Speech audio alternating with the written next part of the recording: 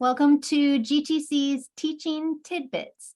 Each episode, we explore a teaching technique, tip, practice, or idea from faculty for faculty. And today we have joining us from Mechanical Engineering Technology, Jon Scott. Welcome, Jon.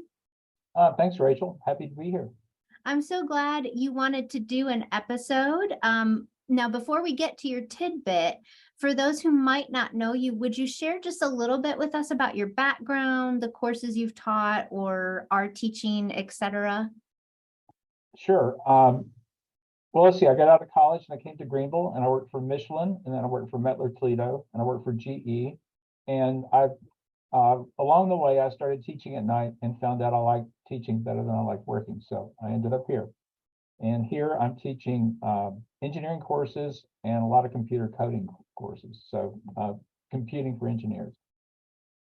Wonderful. You know, Jon, I started teaching as an adjunct, and that's how I realized I enjoyed teaching as well. So I'm so excited to have you doing this episode. Jon volunteered this episode, and I think what you'll find as he shares with us that it's an applicable tool across all classes, but with the use of Microsoft Office 365 here at the college comes several tools, one of which Jon utilizes in his classroom for teaching content, but also just as a great way to engage the students in the class and the content, and that is the tool OneNote. So, Jon, I'm going to turn it over to you to share your teaching tidbit. I guess I'm melding about three things together here. The number one thing I found before COVID, and COVID's actually a part of this, is that I could stand in a room and lecture, and I thought I would say something that was pretty simple and pretty well said, and then I would tell all the students to stand up and go to whiteboards. And I would say, do what I just showed you. And they would look at me as if they had no idea what was going on. And I would give them homework, and they would 2 days later, they would hand the homework back to me, and then I would give it back to them 2 days later. And it was just awful because I was telling them to do something and they had no idea what to do, and it was taking a week for them to get feedback. So what I realized that if I got them to stand up, and instead of talking to them, but I say just do, and as they would try, the act of having them stand up and putting a pen in their hand, we'd start engaging, and they do something, and I would say that's good, or this needs a little more work. And what took a week was taking about a minute, and things were happening a lot faster. So then COVID hit, and before COVID hit, then I had my room circled with whiteboards, and everybody was at the whiteboard, and the class was not really sitting there listening to me. We were all standing up and we were doing things. But when COVID hit, we were all home, and I thought they're all going to have to just listen to me now for an hour and a half, and that's pretty bad. So I started playing around with computer tools, and I hit upon really finding out that Microsoft stuff is pretty good. So the two main problems I had was, one, maintaining that sense of the whole class being at a whiteboard and us having fun together, and having them work instead of just passively listening. But the other problem I had was just getting to my stuff. It was all here at Greenville Tech, and I was at home. And so this Microsoft stuff solves that really well. And there's two things. One is OneDrive. So if you're looking at my screen right now, this is just Windows Explorer. And, the normal kind of things are here. You see quick access, and well, you don't have OneDrive, you probably don't. You have this PC. When I'm on campus, I go to this PC, and at least in my department, you go to the H drive, and here's where everything is. And that works great as long as you're on campus. But if you're not, you can't get to your stuff.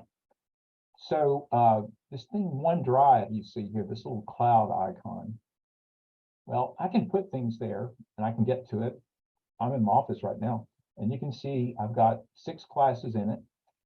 But I was looking at this at my desk at home last night, and the same stuff. And I can read stuff here. I can change it. I can open it in Word or Excel or other programs. It's better than the VPN. I tried the VPN, it doesn't work very well. And if you've tried the VPN, you probably know without me telling you that it doesn't work very well. This thing works great. It's just like being in the classroom using the network drives, but I'm at home or I'm in a hotel room or wherever I happen to be. I can do this. So that's OneDrive. OneDrive replaces your network drive, and you can get to your files without a laptop, without carrying a USB drive in your pocket. All right, so that is what I didn't do this during COVID because I hadn't figured it out, but I figured it out since.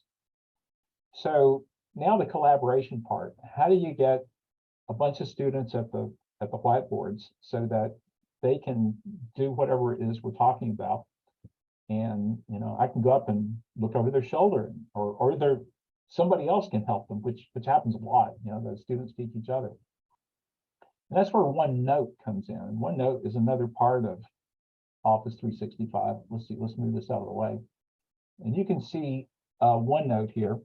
And this is the web version of OneNote. There's also a OneNote app, but I thought I would do the web version today. And this is a little class notebook that I put together for this teaching tidbit. And all class notebooks look kind of the same. There's a collaboration space. That's where we can work together. There's a content library. That's where I can put things out for students to look at. There's a secret place for me, okay? Teacher only. This is where I keep my tests and, secret things like that. Then each student, you can see I've got 4 students in this class. Starting right here, and I'm rubbing my mouse over their names. And this is where I can put stuff privately for each one of them, or they can work. I actually find a lot of students like to actually do their homework in this spot, and they love it. And some do, some don't. All right, so let's show what you can do with this. Let's see. First, I'm going to go to the content library, and I'm going to click on this page here, which says using the content library.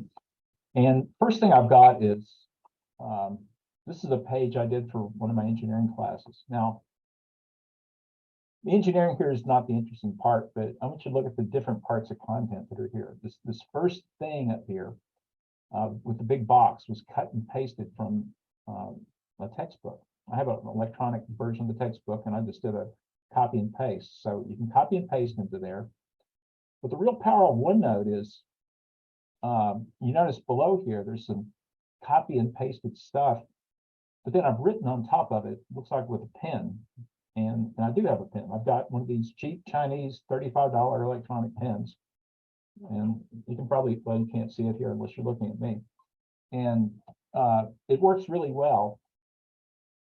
You can see over on the right here is some math that's done that way. And I could have made that look prettier by typing, but I did this live right in front of students, and I'm talking, and this is much faster to write it out with a pen.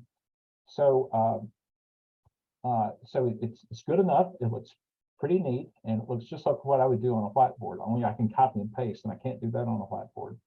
Now, if you look down here a little bit, you can also see some stuff is typed. And again, I'm doing this in front of live students, just like we're talking now. It's faster to type than it is to handwrite. So for the things that I can type quickly, I'll type it. And for things like this math that doesn't work out that well, I handwrite it. And finally, here at the bottom is an attachment. And you can put attachments here too. Now, this is just a file. This is computer code that the students can, I did this in class in front of the students, and I saved it here. So they can come back and look at this and download that file and go run the computer code if they want. But you can also put audio and video right here inside these OneNote pages. Although I just don't do that, you could. Now, I thought what I would do is take you through the creation of one of these, start to finish right here. So I'm here in the content library, and this is where lectures would generally go. If I click here on 389, notice I'm at the bottom of the page now with my mouse. I hit add page. Well, I'm created a new page. So let's give it a name, and I'll say, draw me a sheet. And some of you might recognize or have heard that somewhere before. Now, I realize I don't want to do all this by hand. So again, I'm doing this in front of students. I can go over here to my teacher only section where I have secret things. And I've got this image. So I can copy this image and we can go back to the content library and just paste that in.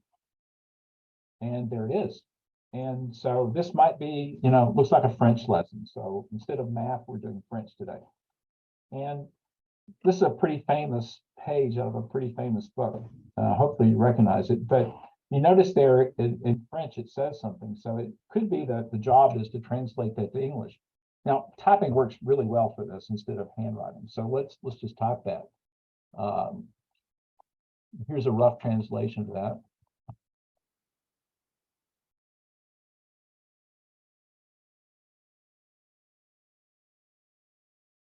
Okay, so there you go. This could be used for a language class, by cutting and pasting. But the little guy here, he's saying, if you please draw me a sheep. So, you can't draw a sheep very well with a keyboard. So for that, I might take my Chinese pen and I could click on pen up here. And let's see, we can choose. Oh, that all looks pretty good. So we can come over here and let's see if we can draw him a sheep. I'm not much of an artist for sheep, but I'll give it a try.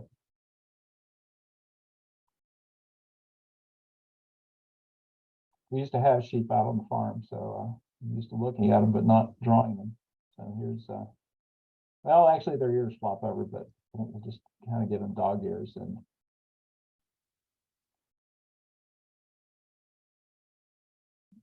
we've got flat tails, I remember that, and legs. So things that work well with a pen, you can use a pen. Where typing works well, you can do that. And if you want to copy and paste something, all right, so all done. So this is applicable to a lot of things that you can probably imagine. Now, what you've seen so far is the kind of things I would do in a face-to-face class. And I'm doing this kind of thing right now. I do it in every class. But let's think about if COVID hits again, or we have a hurricane coming in this week and they shut down for that. And what do you do? Of course, I can access all this stuff from home, but the collaboration is a real problem. So if I wanted to collaborate, let's say that on Friday or Monday we get shut down, I can go to the collaboration space. All right, and so you see me clicking on this. I go to the collaboration space and hit the brown folder here. And here's some help, which is kind of neat, but it's empty. So what I could do is I go again to the bottom of the page and I could click this. Now, on the content library, when you create a page, students can see that in real time. When you create it, they can see it, but they can't change it. But if you're in the collaboration space, students can actually get in here and they can delete stuff, they can create stuff. You might think, well, that's bad. Well, no, that's good. This is where they're actually going to learn the most. So I thought what we would do is just play some tic-tac-toe. So I think that translates pretty well no matter what you're teaching. So if all my students, and there's 4 students in this class, would come into this class right now, and so you can teach them just like I am. They can go up in here and hit the draw button at the top of the screen. And then if all they have is a mouse, and they probably have that, they can click on a pen or a highlighter or draw with touch, but pen works pretty well with a mouse, so they can click there. And why don't all 4 of you draw yourself a tic-tac-toe board out here? And you can watch in real time as I'm not doing any of this. It looks like they have different colors, one blue, one red, one green, and they're creating themselves tic-tac-toe boards. Now what's, okay, here's the 4th one coming in black. It looks like Rachel is writing her name up there. So, all right, so I know who's who. Now, what I can do is, like, one thing I could do is Rachel and I could play together. So let's watch this. I'll take my pen, and Rachel, why don't you go first? That's only polite. So she'll go first. All right, she's O, so I'll play over here. So notice Rachel and I are editing the same document at the same time while we can talk to each other over Zoom. So let's see, I'm going to be real smart. I'm going to play right here. And ooh, and Rachel beats me. And yeah, who would have thought it? There she goes. And so she's stomped the instructor. So very good job, Rachel. So we're doing that. Now, I could play the others, or they could play each other. And actually both work well, depending on what you're doing. So I don't know, maybe Zack and Catherine, why don't you two play each other?